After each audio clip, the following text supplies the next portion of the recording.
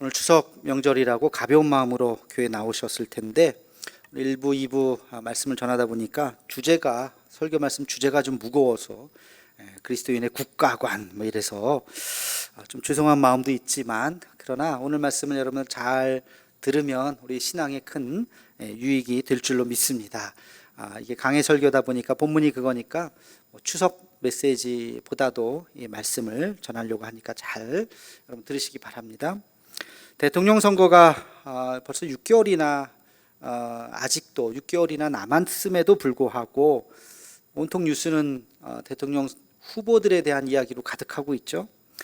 근데 이 선거를 할 때마다 제가 기억나는 한 장면이 있습니다. 1992년이에요. 우리는 그때 이제 12월에 선거를 했죠. 항상 연말쯤에. 그때 유력한 대통령 후보가 김영삼 후보였습니다. 김영삼 후보가 이제 유력한 후보로 등장했을 때 모든 교회에서, 아마 한국 교회 대다수의 교회에서 쓸 겁니다.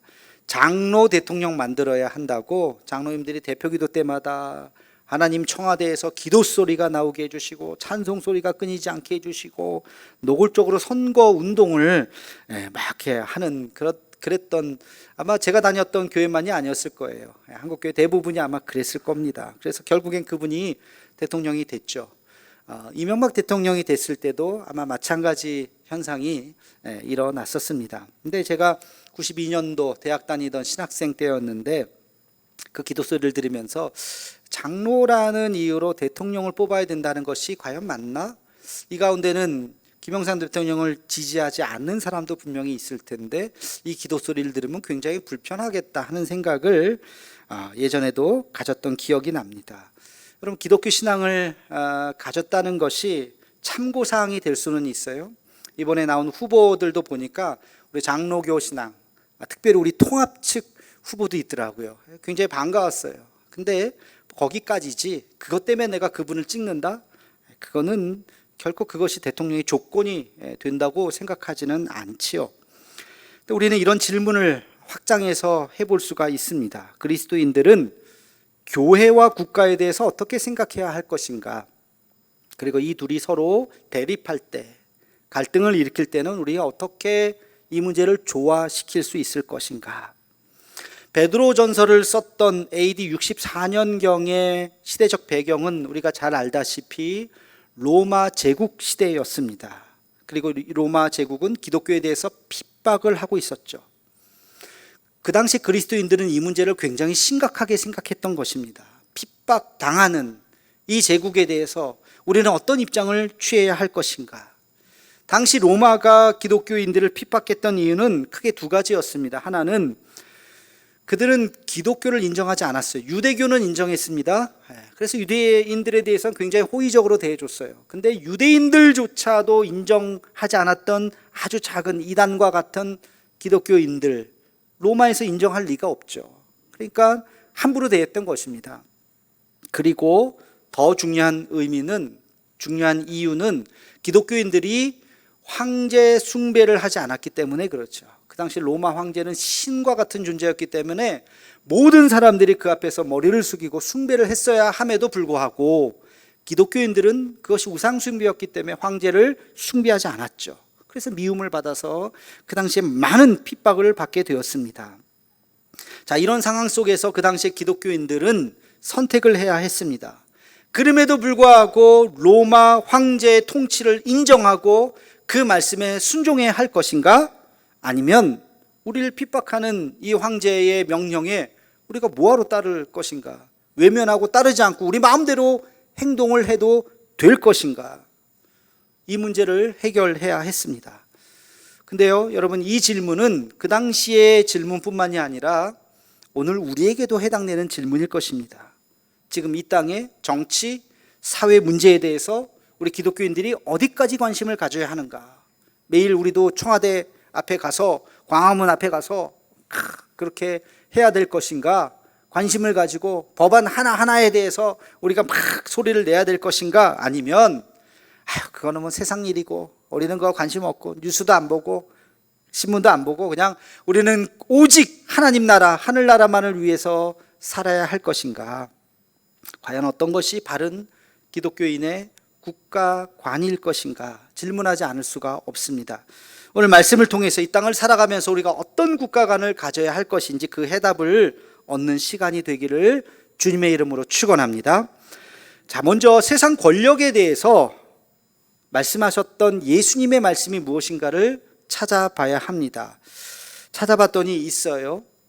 가이사에게 세금을 바치는 것이 옳습니까? 세금에 대한 문제. 지금이나 그때나 세금은 굉장히 민감한 문제였죠. 세금을 기분 좋게 내는 사람이 있겠어요? 그 당시도 마찬가지로 너무 과도한 세금이다. 그래서 세리들이 미움을 받았잖아요. 이 세금을 내는 문제에 대해서 현실 문제죠. 현실 문제에 대해서 예수님에게 질문을 했습니다. 바리새인들과 헤롯인들과 서기관들이 예수님을 찾아와서 세금 문제를 어떻게 해야 됩니까? 하고 물었더니 예수님께서 하셨던 말씀이 뭐죠? 마태복음 22장 21절 말씀을 우리 함께 같이 읽겠습니다. 시작. 이르되 가이사의 것이니이다. 이에 이르시되 그런즉 가이사의 것은 가이사에게 하나님의 것은 하나님께 바치라 하시니. 아멘. 가이사의 것은 가이사에게. 가이사는 그 당시에 로마 황제를 말하는 것이죠. 로마 황제의 얼굴이 새겨진 동전이 있었어요. 세속에서 통용되는 돈이죠. 그 가이사의 얼굴이 새겨진 그 돈은 가이사에게 세금으로 바치는 것이 마땅한 것이다. 그렇게 예수님께서 말씀하셨어요. 여러분, 이 말씀이 어떻게 해석이 되냐면 그 당시에 국가 통치 시스템, 그러니까 이 로마 제국이라고 하는 것에 대해서 예수님도 인정하셨다는 것입니다. 비록 로마가 기독교인들에 대해서 핍박을 하고 있었음에도 불구하고, 인정하지 않고 있었음에도 불구하고 그 당시에 로마 제국에 대한 이 질서를 인정해야 된다라고 예수님께서 말씀하셨던 것이죠. 이 문제에 대해서 사도 바울은 조금 더 구체적으로 우리에게 이야기하고 있습니다. 로마서 13장 1절과 2절 말씀을 우리 함께 같이 읽겠습니다. 시작. 각 사람은 위에 있는 권세들에게 복종하라. 권세는 하나님으로부터 나지 않음이 없나니 모든 권세는 다 하나님께서 정하신 바라. 그러므로 권세를 거스르는 자는 하나님의 명을 거스름이니 거스르는 자들은 심판을 취하리라. 아멘. 사도 바울 굉장히 구체적으로 이야기하죠. 모든 권세는 하나님께서 정하신 것이다. 로마 황제까지도 그 당시에 모든 지배 권력을 그냥 인정을 한 거예요. 한 걸음 더 나아가서 권세를 거스르는 자는 하나님의 명령을 거스르는 자다. 이렇게까지 이야기하고 있지요. 세속 권세를 인정했던 것입니다. 그리고 오늘 우리가 읽었던 본문 말씀, 베드로도 역시 똑같은 입장을 취합니다. 오늘 본문 말씀 다시 한번 읽어볼까요? 베드로전서 2장 13절 14절 말씀을 함께 같이 읽겠습니다. 시작. 인간의 모든 제도를 주를 위하여 순종하되 혹은 위에 있는 왕이나 혹은 그가 악행하는 자를 징벌하고 선행하는 자를 포상하기 위하여 보낸 총독에게 하라. 아멘. 모든 제도를 인정하고 순종하고 왕과 총독에게도 순종하라는 것입니다. 그 당시에 어떤 상황이었다고요? 기독교를 핍박하는 상황이었다고요. 그럼에도 불구하고 핍박하는 그 사람들 무시하고 너희들 마음대로 하고 암살하고 그러지 말라는 거예요. 그것을 인정하라 라고 이야기하고 있습니다. 여기서 우리는 첫 번째, 우리 기독교인이 가져야 하는 국가 간의 첫 번째 원칙을 기억해야 됩니다. 그것은 권력과 이 시스템을 인정하고 순종해야 하는 것입니다. 우리 대한민국 민주공화국 헌법의 가치로 세워진 이 나라의 모든 시스템을 우리는 인정해야 돼요. 이것이 법치국가 아래서 있다고 하는 이 대통령과 이 정부와 이 국가 권력에 대해서 우리는 인정해야 되는 것입니다. 여러분, 작년부터 갑자기 코로나라고 하는 것이 있어서 전 세계가 지금 매우 비상시국에 지금 빠져들었지 않습니까? 그러면서 방역지침이라고 하는 것이 막 내려져서 교회도 모이지 마라, 밥도 먹지 마라 막 하면서 뭐 이런저런 이야기들이 헌법에는 없지만 대통령 시행령 뭐 해가지고 지금 막 방역지침이 막 내려졌어요. 어떤 거는 합리적이지 않은 것 같기도 하고 어떤 건 과도한 것 같기도 하고 이거 교회를 핍박하는 거 아니냐 하는 의구심마저 들 때도 있습니다. 그러나 그럼에도 불구하고 교회는 방역 지침을 지켜야 하는 것입니다. 오늘 말씀에 근거해서 그것을 지키고 잘 우리가 이 방역 지침에 대해서 물론 좀 부당하다고 이야기할 수는 있겠지만 그러나 따라야 하는 것이 우리가 가져야 하는 기본 자세라는 거예요. 그래서 이 나라의 질서를 우리는 인정해야 되는 것입니다. 역사적으로 한번 보면 기독교 신앙은 어떤 정치 체제 아래서든지 다 기독교는 뿌리가 내려졌고 교회가 세워졌습니다. 왕정 시대나 공화정 시대나 민주주의 국가나 그리고 심지어는 독재 국가 속에서도 공산국가 속에서도 기독교는 존재했고 교회는 세워졌습니다. 2000년의 역사를 보건대 기독교에 대해서 매우 호의적인 시대도 있었습니다. 중세시대 같은 경우가 그랬겠죠. 매우 호의적인 시대도 있었고 또 반면에 기독교를 굉장히 핍박하던 시대도 있었습니다. 기독교의 가치가 세상에 잘 뿌리가 내려지던 시대가 있었고 반대로 기독교의 가치가 외면당하던 시대도 있었습니다. 여기서 우리는 두 번째 국가에 대한 원칙을 기억해야 됩니다. 기독교적인 가치가, 성경의 가치가 외면당하는 정권이 세워졌을 때 우리는 어떻게 해야 되는가? 이것에 대해서 침묵해서는 안 된다는 것입니다. 하나님의 나라를 이 땅에 세워야 한다는 우리의 이 사명에 어긋나는 일들이 생겼을 때는 우리는 이것을 외면해서는 안 되고 말을 해야 한다는 것이죠. 대항해야 하는 것입니다. 역사적으로 보면 세 가지의 경우가 그런 경우가 있었어요. 첫 번째는 타 종교가 지배된 국가, 예를 들어서 이슬람 국가, 이슬람 국가뿐만이 아니에요. 불교 국가도 그렇고요. 힌두교 국가도 그렇습니다. 인도에 갔더니 여러분 힌두교가 뭐 다 받아들이는 종교라고 생각하지만 그 안에도 굉장히 과격한, 어느 종교나 마찬가지지만 과격주의자들이 있어요. 기독교 안에도 있어요. 과격한 이슬람주의, 과격한 힌두이스트들은 굉장히 폭력적입니다. 그래서 기독교인들을 대놓고 핍박하고 폭력을 행하고 심지어는 사람을 죽여도 큰 죄가 되지 않아요. 그래서 그런 나라에서 신앙생활을 한다고 하는 것은 순교를 각오해야 되는 것이죠. 그런 나라에서 계속해서 신앙생활을 타 종교 국가에서 이 신앙을 유지해야 한다는 것은 굉장히 어려울 것입니다.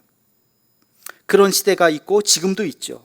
두 번째는 공산국가입니다. 일부 공산국가는 기독교를 인정하긴 하지만 중국에도 기독교가 있습니다. 베트남도 공산국가지만 기독교가 존재합니다. 그러나 기본적으로 공산국가는 유물사관에 입각해 있기 때문에 종교 자체를 인정하지 않아요. 칼 마르크스가 했었던 아주 잘 아는 말이 있죠. 종교는 인민의 아편이다. 종교를 마약과 같이 사람을 제정신으로 만들지 못하는 아주 쓸데없는 것이다 라고 종교를 경멸하고 부정하죠. 모든 종교를 다 그렇게 생각합니다. 기독교뿐만이 아니라. 그러니까 이 공산주의 정권과 이 신앙은 양립하기가 사실은 어려워요. 일부 받아들이지만 그거는 받아들이는 척하는 거일지도 몰라요. 그래서 이 공산국가가 되었을 때 우리는 저항해야 하는 것이죠. 세 번째는 독재국가죠. 독재국가. 여러분 유럽뿐만이 아니라 아시아, 유럽, 남미, 아프리카 어디 세계 어디나 할 것 없이 독재자들이 있었어요. 지금도 있어요. 제가 찾아보니까 지금도 독재자들이 많더라고요. 짧게는 10수년, 길게는 30년, 40년을 독재하는 독재 국가들이 있습니다. 몇몇 사람들이 이름을 보면 구소련의 레닌, 스탈린, 이탈리아의 무솔리니, 유명한 독일의 아돌프 히틀러, 그리고 우간다의 이디 아민, 그리고 멀리 갈 것 없이 우리 윗동네에 있는 삼부자 세습 독재 김일성, 김정일, 김정은 3대 어떻게 세습을 하면서 독재를 하는지 참 역사에도 없는 그런 일들을 하고 있어요. 이런 독재자들이 다스리는 나라는 기독교를 기본적으로 박해하든지 인정을 한다 그래도 자기의 권력의 수단일 뿐이지 그것을 진짜 순수하게 받아들이는 것이 아니죠. 여러분, 이런 세 가지의 경우, 타종교 국가나 공산국가나 독재국가 치하에 있을 때, 그래서 기독교와 굉장히 반대되는 세상을 만들어갈 때 우리는 침묵해서는 안 돼요. 우리는 이것에 저항해야 하는 것입니다. 최근에 실예가 벌어졌죠. 바로 아프가니스탄 사태입니다. 여러분 잘 아실 거예요.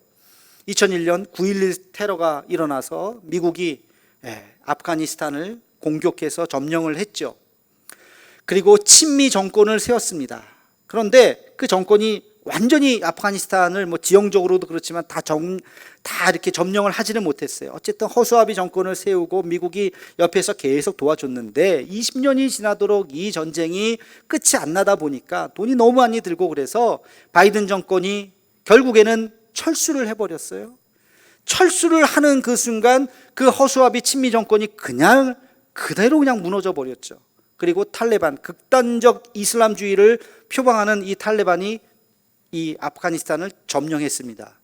여기까지는 그게 그런가 보다, 우리랑 무슨 상관이 있겠어요? 그러나 여러분, 그 20년 동안 그래도 미국이라든지 서구가 도와주고 있었을 때 어떤 일이 일어났냐면 그곳에 교회가 세워졌습니다.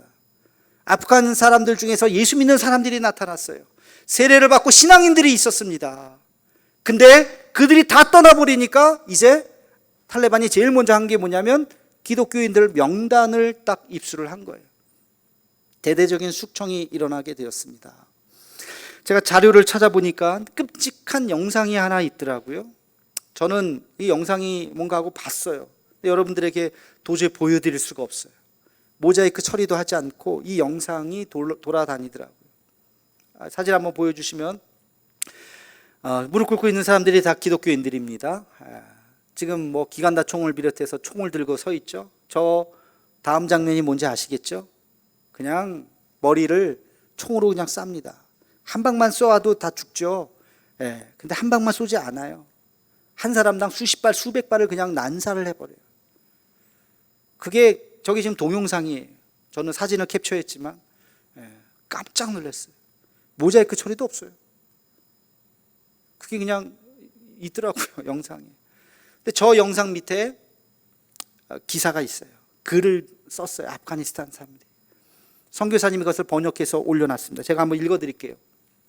사랑하는 형제자매 여러분, 오늘 아프가니스탄은 탈레반 정권의 첫날입니다. 이 나라의 미래가 어떻게 될지 모르겠습니다. 우리가 지난 20년 동안 열심히 사역했던 것들이 하루아침에 없어져 감정을 주체할 수 없습니다. 오직 하나님만이 우리가 얼마나 고통을 받고 있고 얼마나 마음이 아픈지 아십니다. 중간 생략하고, 우리에게 무슨 일이 일어날지 모르겠습니다. 우리는 탈레반 정권을 따라 살아야 하는 걸까요? 여러분, 오늘 이 비디오를 증거로 녹화합니다. 우리는 이것이 역사에 남기를 원합니다. 우리는 친구들과 사랑하는 사람들이 오늘날 우리가 홀로 현장에 남겨진 것을 기억하길 바랍니다. 하지만 우리는 현장을 떠나지 않을 것입니다. 우리는 더 열심히 싸울 것이며 하나님의 일을 계속할 것입니다.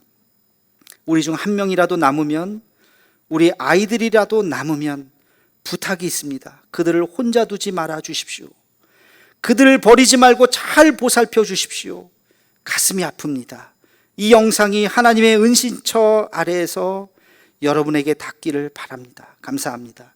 아프가니스탄 지하교회 성도. 지금도 저런 숙청은 계속되고 있을 겁니다. 잡아서 그냥 무자비하게 죽이는 거예요. 여러분이 만약에 아프가니스탄에서 태어났다면 어떻게 하시겠어요? 내가 내 자녀에게 복음을 전하면 그 자녀도 죽는 거예요. 끔찍하게 고통 속에서 죽는 거예요. 그러면 여러분 자녀들에게 복음을 전하시겠어요? 안 전하시겠어요? 멀리 갈 것도 없고 우리 북한 땅에서 태어났다면 우리가 신앙을 유지할 수 있을까? 그런 정권 아래에서 우리가 신앙을 유지할 수 있을까? 어떻게 행동을 할 수 있을까? 지금 베드로가 편지를 쓰고 있었던 이 당시 상황도 바로 이런 상황이에요. 죽음의 위협 속에 죽음이 내 눈앞에까지 와 있는 거예요. 엄청난 핍박의 상황입니다. 다음 주 모임에 누가 없어질지 몰라요.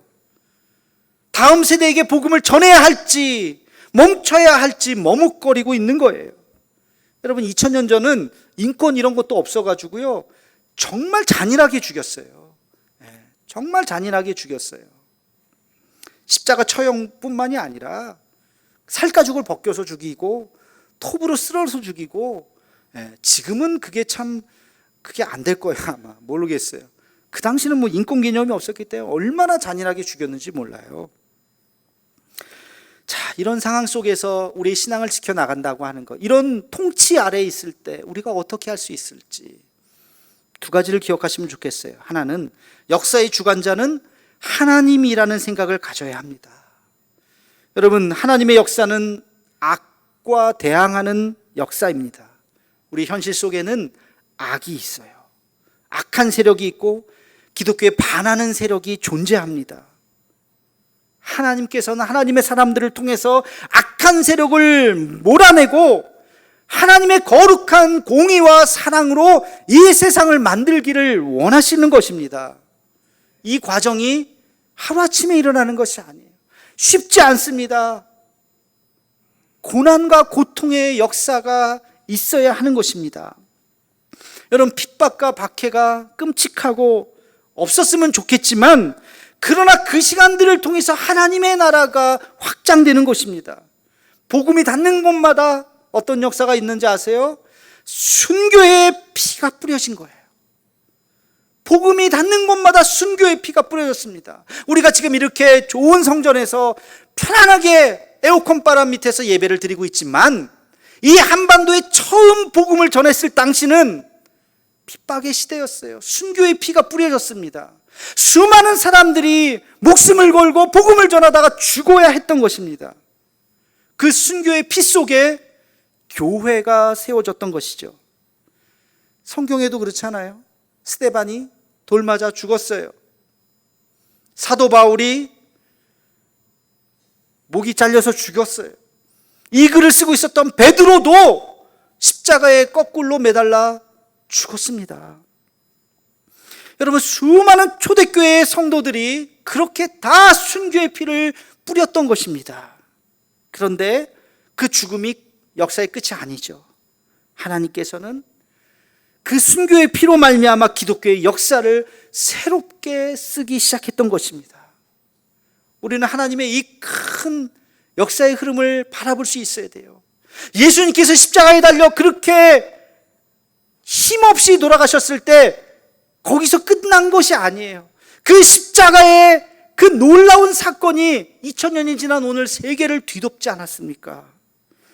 여러분, 역사의 큰 흐름을 보면서 지금의 이 아픔을 우리는 이겨내야 할 것입니다. 아프가니스탄의 수많은 사람들이 저렇게 총으로 난사당해서 죽고 그 수많은 피가 뿌려질 때 하나님, 그 순교자의 피들을 통해서 그 땅이 변화될 줄로 믿습니다. 우리가 그렇게 기도해야 할 것입니다. 순교의 피가 그 땅을 변화시키도록 우리는 기도해야 할 줄로 믿습니다. 그래서 두 번째, 하나님의 나라를 꿈꾸는 자들이 혼자 있으면 안 돼요. 함께 연대해야 됩니다.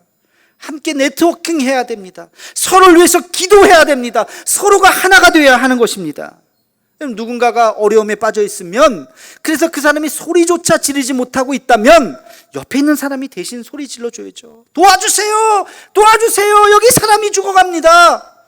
큰 소리로 외쳐야죠. 길을 잃었을 때 여기 길을 잃었습니다 하고 옆에서 도와줘야 하는 것입니다. 내가 말을 하지 못할 때 옆에서 도와줘야죠. 같은 생각을 가진 사람들이 모여야 되는 것입니다.